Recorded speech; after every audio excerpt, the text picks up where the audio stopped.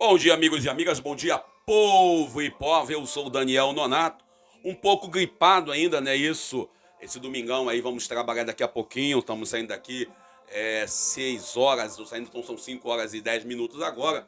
Estamos aqui gravando nosso vídeo, mandando nosso vídeo aí para vocês. Lembrando a todos e a todas que nossa situação brasileira continua lá. Algumas pessoas em frente aos quartéis pedindo intervenção federal. E o pior é que nem sabe o que é intervenção federal, não é isso? Porque quando você pede intervenção federal, só acontece quando o governo federal interfere no Estado. Como que o federal vai interferir no federal? Lógica. Ainda cita um artigo 142, onde fala e determina as funções, né, das Forças Armadas Brasileiras, algo que não tem nada a ver. Mas tudo bem, deixa eles lá. Eu gostaria só que eles conhecessem a Constituição Brasileira, o artigo 5º. Se nós conhecêssemos o artigo 5º e vivêssemos de fato o artigo 5º, o resto estaria resolvido. Também lembrando que essa semana nós celebramos nossos 47 anos, 47 anos, é isso mesmo? Alguns lá no Facebook viram 117 anos, outros viram lá no Twitter 85 anos, outros viram lá no Instagram acho que 92 anos, ou seja, isso aí são as idades que nós temos por aí. Mas agradeço de fundo do coração a todos os amigos e amigas, ao povo de Deus, meus irmãos de caminhada, sobretudo os membros do Conselho Nacional do Laicato, do qual eu sou parte, pela lembrança, pela memória. Obrigado a vocês, obrigado à minha família, meus irmãos, meus sobrinhos, né, aqueles e aquelas que sabem o quanto eu sou assim bobo, né? Porque eu gosto de dizer a verdade, eu gosto muito dessa vida que eu tenho aqui, com esse povo que me tolera, que me sustenta, me apoia, e muitas das vezes também me dá bronca. É normal, família é assim, né? Família tem momentos de dificuldade, momentos de luta, e nós agora, né, chegando na nova idade, só com a graça de Deus, ficando um pouco mais velho, agradecendo a todos vocês, que são meus familiares do coração, que estiveram aí, foram mais de 100 e poucas mensagens lá no Facebook, não sei quantas ligações aqui via WhatsApp, e não sei quantas ligações, telefones comuns, acho que umas 15. Resumindo, você que deu aí parabéns para mim, eu não mereço, mas agradeço. Muito obrigado. Lembrando a todos e a todas que sem vocês nós não estaríamos aqui para celebrarmos esse momento de vida, vida em comunidade. Lembrando a todos e a todas que hoje é o último domingo do ano litúrgico.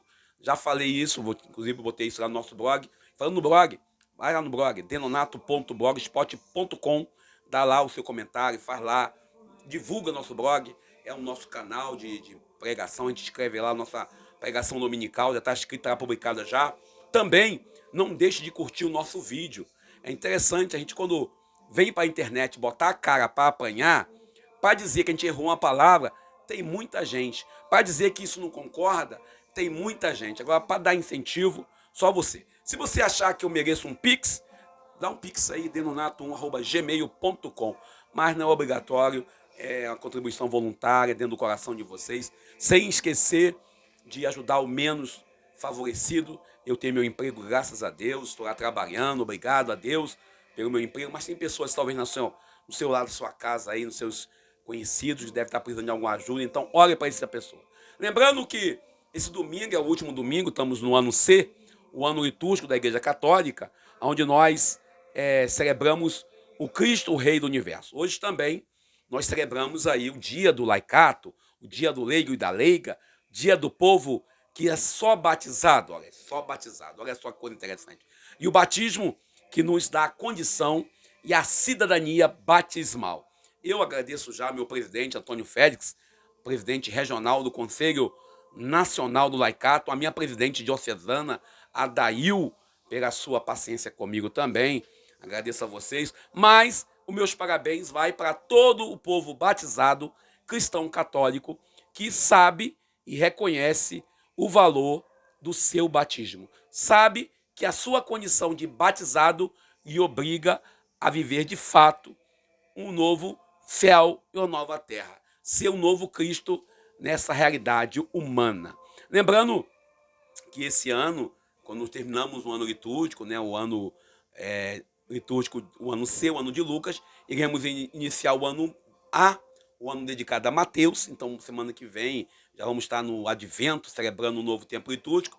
Também nós queremos lembrar que nós fazemos hoje, daqui a pouco, 4 da tarde, lá no IESA, na Diocese de Nova Iguaçu. Eu vou estar trabalhando hoje. Em 30 anos de caminhada, eu faltei o DNJ esse ano. Eu tô bom demais, hein? Faltei também, eu vou faltar hoje lá o encontro, né, o envio dos leigos para a abertura diocesana da Assembleia Diocesana e também a abertura do ano vocacional. E falar em vocação, a gente só pensa em padre, em diácono, em irmã. Não, a vocação é o nosso chamamento para viver o nosso batismo, a nossa disponibilidade para ouvir a voz de Deus, ou seja, a voz de Deus, essa voz que nos convida a transformar, a mudar a realidade. Esse preceito que alguns colocam, a vocação somente para quem abraça o ministério ordenado, o diácono, o padre, o bispo, né? Esses loucos aí que falam isso, desculpem pelo termo, não dá. Porque a vocação ela é uma amplitude no sentido que envolve todas as nossas atividades, seja ela laboral, também nossos trabalhos, né, que a gente tem que viver diariamente, a nossa vocação ao trabalho pastoral, nossa vocação à vida comunitária, e a gente fica sempre preocupado que uns e outros só querem falar de vocação se for vocação específica. E não dá para a gente trabalhar com essa vocação apenas detalhada. E aí eu lembro claramente da vocação de sermos família. Por isso é importante a gente, quando fala em viver a vocação na plenitude, envolve, sobretudo, a gente ter esse reconhecimento de um Deus que nos ama, de um Deus que nos quer, de um Deus que nos valoriza, de um Deus que sabe muito bem aquilo que nós estamos vivendo. Por isso, o evangelho de hoje, o evangelho que apresenta um Cristo crucificado, nos convida a olhar para um Cristo que se entrega. Então, o laicato, a vida de leigo, não é uma classe submissa ao presbítero, ao diácono, ao bispo. O laicato, como a gente aprendeu, ele faz parte e ele é, junto com o padre, com o bispo, com o diácono, com as irmãs consagradas, com os irmãos consagrados, o povo de Deus. Então, nós leigos não somos convidados a ser ovelhas cegas, surdas, mudas, e como dizia José Carlos Ribola, né, cego, paralítico, lesma, cega e paralítica, disposta a seguir um pastor por um projeto pessoal. Ser leigo é se envolver na vida da comunidade, da igreja e descobrir a real motivação e a consciência da sua cidadania batismal, que aí reveste do tríplice ministério, que é o ministério de anunciar o reino de Deus, denunciando a injustiça, o ministério de ser sacerdote, rezando, orando, e ser servo, o servo no reinado da fidelidade ao amor de Deus.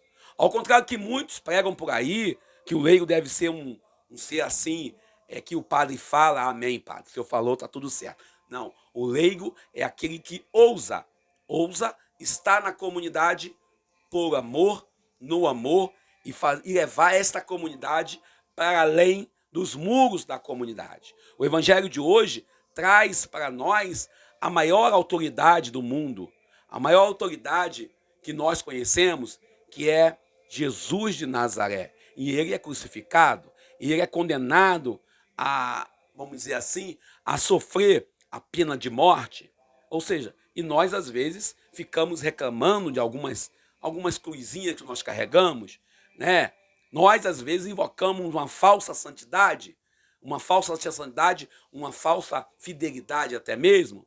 Poderíamos ainda ficar olhando para aqueles que falam de um paraíso, e um paraíso simbólico. Poderíamos hoje ficar olhando para o Cristo crucificado, o Cristo que fica lá, e nós não temos que olhar para isso. Temos que olhar bem para o momento em que ele, na sua cruz, olha para Dimas e diz que ainda hoje estarás comigo no paraíso. Poderíamos também hoje falar da doença que o presidente Jair Messias Bolsonaro está sofrendo. Ele vive um momento muito depressivo devido a algumas falsas promessas realizadas por falsos pastores, desculpem, os pastores que tiveram coragem de prometer para ele que ele seria o presidente do Brasil, tinha visto placas e placas e placas dizendo que ele seria o novo presidente, pastores que disseram que estava confirmada a vitória dele, instrumentizando o próprio Deus. Ou podíamos também falar da COP27, que o Lula, presidente eleito, ainda não tomou posse, que esteve presente, e foi emocionante ouvir o povo gritando que o Brasil voltou, o Brasil voltou. Essa é a realidade que nós, leigos, que o laicato é chamado a viver a vocação de povo batizado. Essa é a realidade do mundo da política, realidade do mundo social. Como sempre, a gente vai olhar para o evangelho de hoje e sem pretensão de tentar criar dogmas ou impor uma ideia, você pode pensar diferente, democracia sempre. Se você concorda comigo, deixe seu like. Se você não concorda comigo, coloca o dislike.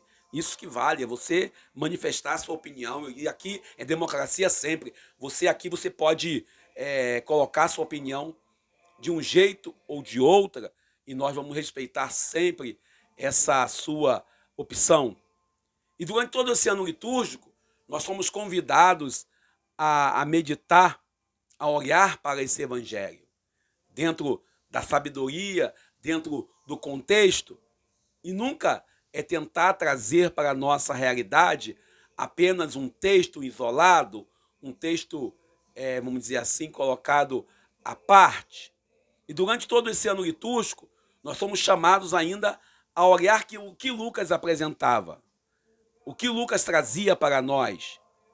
Durante todo esse tempo litúrgico, a gente tem que olhar claramente que Lucas apontava que Jesus ia para Jerusalém. E nós, que estamos aqui falando, não queremos nunca impor uma ideia, colocar para vocês aí um projeto nosso. Você pode pegar esse texto que está aqui no blog denonato.blogspot.com e usar na sua reflexão, pode pegar esse vídeo sem nenhum tipo de cobrança para você. A gente, quando grava um vídeo, ou a gente coloca lá o texto no blog, a gente deixa bem claro qual é a nossa vocação. Esse domingo, do dia do laicato, também dia de Cristo Rei, nós somos chamados a nos questionar até que ponto nós estamos encontrando Jesus. No sentido de ajudar diversos irmãos e irmãs que estão nas suas cruzes no dia a dia. E essa reflexão nossa pode ser usada na homilia, na pregação, na partilha, como você quiser. Mas ela não pode ser apenas uma reflexão para ser colocada como palavra. Ela tem que ser algo que nos leve à vida. E interessante que eu não sou ministro ordenado da Igreja Católica. Isso eu deixo bem claro. Não sou padre, não sou bispo, não sou diácono. Deixo bem claro também que a minha vocação de cristão, de batizado, é essa. E é isso que nós devemos descobrir. A nossa vocação e a nossa cidadania batismal. Que percebeu que não podemos ficar trancados em nossas paróquias, nossas comunidades, falando de um Cristo fora da realidade, um Cristo com adornos de europeu, quase um nórdico, um Cristo rei de um trono de graças, que não chega àqueles que estão na fila do osso, no desemprego, na doença, e todo tipo de exclusão que se faz nessa realidade. Se vai necessário ecoar como um sinal de esperança as nossas palavras como leigos. E a leitura desse 34º domingo tempo comum, dia de Cristo Rei, no universo do dia dos leigos, é a seguinte: segundo Samuel capítulo 5, versículo 1 a 3, Salmo 121, ou 122, entre aspas, né? Com o refrão, vamos com alegria para a casa do Senhor. A segunda leitura, Colossenses capítulo 1, versículo 12 ao 20. E Lucas capítulo 23, versículos 35 ao 43. Seria muita ousadia nossa tentar fazer uma reflexão mais teológica sobre o texto de Lucas 23, 35 ao 43, porque a gente vê claramente que a liturgia de hoje é uma liturgia cheia de sentido teológico, uma liturgia forte. E a gente não quer tampouco dizer para você que essa é a única reflexão válida. Então podemos aí trabalhar com vários pontos de vista. E você pode muito bem aí nos comentários deixar o seu comentário, deixar o seu ponto de vista. Seria muita ousadia nossa também tentar refletir ou meditar as três leituras. E já sabemos que essa é a liturgia do último domingo do tempo comum, da liturgia do ano litúrgico, quer dizer, nos chama a atenção nessa liturgia o reinado de Jesus. Jesus não tem um reinado de poder e glória como muitos pastores, bispos, padres e pregadores costumam dizer. Um Cristo assim, só de vitórias, um Cristo só de glórias, uma igreja voltada apenas para o empreendimento financeiro, uma igreja empresarial com uma teologia de prosperidade. Um Cristo sem cruz, um Messias sem missão. Essa é a verdade. O Evangelho nos revela claramente hoje que existe uma realidade que talvez nós não queiramos reconhecer. Um Cristo que envolve, sobretudo, a nossa vontade de viver este Evangelho. Esse Evangelho pleno de amor e serviço. Plenamente, o Evangelho que nos traz dentro de uma obrigação de testemunhar esse Jesus. O interessante é que a gente, quando vê alguns pastores que pregam um Cristo sem cruz, um Messias sem missão, o Evangelho revela que Jesus, ele, o próprio Deus, foi crucificado e foi morto diante de um povo que orava em silêncio. E até hoje, o povo é silenciado pelo poder paralelo, o poder das armas, que geram o medo e o comodismo. O Cristo crucificado é a esperança, é algo que nós devemos reconhecer. O Cristo crucificado, naquele contexto, era o espetáculo midiático daquele momento. E muitos olhavam e lá tinha uma placa com a motivação da condenação, parecida com aquela placa que muitos usaram colocar em alguns cadáveres na Baixada Fluminense no século passado, durante a ditadura, regime, golpe militar, revolução militar democrática, como alguns preferem chamar. Enfim, durante um momento em que o país, Brasil, perdeu a democracia. E é isso que uns e outros estão pedindo nas portas dos quartéis. Interessante que dizia, este é o rei dos judeus. E aí, lá em grego, né, basileus tom laidon tom iontos. Ou seja, somos bons em rotular alguém, somos bons em condenar, somos capazes de criar todo tipo de justificativa e condenações para os outros. A liturgia de hoje ainda traz para nós, e a gente olha isso com muita tristeza, traz para nós hoje essa liturgia uma meditação. Como que nós somos capazes de justificar as condenações dos outros? E quando é nossa condenação, nós somos inocentes. Interessante isso. A liturgia de hoje devia nos levar a refletir sobre quantas vezes nós colocamos o próprio Cristo numa cruz e quantas vezes passamos pelo crucificado, o crucificado deste mundo, e fingimos não conhecer, ficamos em silêncio. Ou simplesmente abaixamos nossas cabeças ou balançamos nossas cabeças com um tom de reprovação e deboche. O lugar da crucificação tinha um nome, o Monte da Caveira, Gólgota, devido ao seu formato, e certamente esse nome deveria causar medo e terror naqueles e naquelas que estavam para ir para esse lugar. O medo do povo. Nesse espaço se cumpria a lógica de Deus, o Deus de amor, um Deus que vem nos salvar. A morte do Filho de Deus que vai gerar a vida eterna para nós que somos mortais. O malfeitor debocha de Jesus, é o Gestas, e ofende. O outro, consciente de seus pecados, das suas falhas, faz a defesa, faz a opção e faz talvez a maior profissão de fé que uma pessoa pode fazer. Diante do sofrimento, reconhece a sua culpa. E aí, nós questionamos a lógica de Deus com a nossa lógica limitada. Um Deus que chama um malfeitor dizendo: ainda hoje estarás comigo no paraíso. Interessante, hoje, muitos padres, pastores, religiosos causam e provocam um culto de espetáculo, com a fé espetacular, de cura, de libertação, uma religião do choro emocional, uma fé totalmente fora da realidade, desconectada da vida, e não pode ser uma fé que envolve o Messias Cristo Jesus. Interessante que essa fé que muitos buscam nas igrejas, uma religiosidade, vamos dizer assim, da motivação, do desabafo, do choro, e esquece que essa fé tem que ser consciente e nos impulsionar para a vivência da nossa vocação para a vida plena. Interessante que nós desejamos assumir muitas das vezes, e de fato assumimos a condição de batizados apenas dos ritos. Esquecemos que esse batismo tem que nos levar a um comprometimento pleno com o Evangelho. E este compromisso deve ser autêntico, no reconhecer a nossa eclesialidade, a nossa capacidade de comunhão com os crucificados que estão nas ruas, no desemprego, na fome.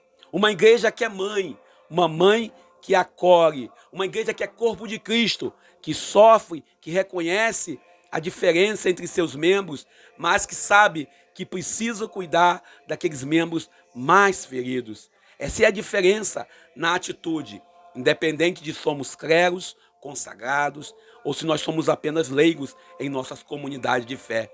Repensemos a nossa vocação e missão. Esse é o desafio no dia de hoje.